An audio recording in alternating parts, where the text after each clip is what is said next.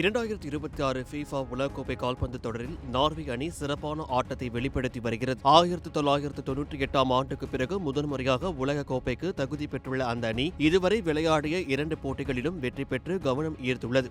இந்நிலையில் நார்வே அணி அமெரிக்காவில் கிடைக்கும் உணவுகளை நம்பாமல் தங்கள் நாட்டில் இருந்து விமானம் மூலம் 1000 கிலோ உணவுப் பொருட்களையும் ஆரஞ்சு பழங்களையும் கொண்டு வந்ததாக சமூக வலைதளங்களில் தகவல்கள் பரவின. இதை வைத்து இது நார்வே ஃபுட்பால் அணியா அல்லது ஃபுட்பால் அணியா என்று பலரும் நகைச்சுவையாக கருத்துக்களை பகிர்ந்தனர். இந்த விவகாரத்திற்கு நார்வே அணியின் தலைமை செஃப் விளக்கம் அளித்துள்ளார். அவர் கூறியதாவது: நாங்கள் 1000 கிலோ உணவு கொண்டு வந்ததாக வெளியான தகவல் தவறானது. உண்மையில் 580 கிலோ உணவுப் பொருட்களையே கொண்டு வந்துள்ளோம். அதில் 300 கிலோ நார்வேயின் புகழ்பெற்ற சால்மன் மற்றும் ட்ரவுட் மீன்கள், 100 கிலோ ஹாலிபட் மீன், 80 கிலோ பாரம்பரிய பிரவுன் சீஸ் மற்றும் 100 கிலோ சார்லஸ்பர்க் சீஸ் ஆகியவை அடங்கும். ஆரஞ்சு பழங்களை நாங்கள் அமெரிக்காவிலேயே வாங்கி தினமும் ஜூஸ் தயாரித்து குடித்து வருகிறோம். உலகக்கோப்பை போன்ற முக்கியமான போட்டிகளில் வீரர்களுக்கு அவர்கள் பழகிய சுவையிலும் வழக்கமான உணவு முறையிலும் உணவு வழங்குவது மிகவும் அவசியம். அது அவர்களின் உடல் நலத்திற்கும் மனநிலைக்கும் உதவுகிறது. அதற்காகவே சில பாரம்பரிய நார்வே உணவுப் பொருட்களை மட்டும் கொண்டு வந்துள்ளோம் என்று அவர் தெரிவித்தார். மேலும் அமெரிக்காவில் தரமான உள்ளூர் உணவுப் பொருட்கள் ஏராளமாக கிடைக்கின்றன. அவற்றுடன் நார்வேயிலிருந்து கொண்டு வந்த பொருட்களை